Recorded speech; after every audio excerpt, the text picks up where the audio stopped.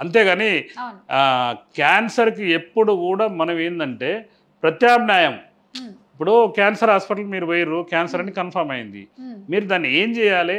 ఆ క్యాన్సర్ పోగొట్టుకోవడానికి శరీర శక్తి పెరుగుతానికి మెలకువలు నేర్చుకోవాలి.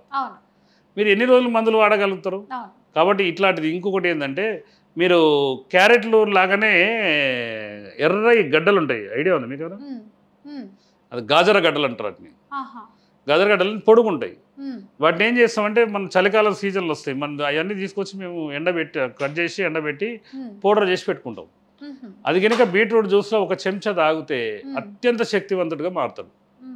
ఇంకొకటి ఏంటంటే క్యాన్సర్ వచ్చిన వ్యక్తి ఎట్టి పరిస్థితుల్లో భోజనం చేయొద్దు. కార్బోహైడ్రేట్స్ పెరిగితే క్యాన్సర్ కణాలని పెంచే అవకాశం ఉంటుంది.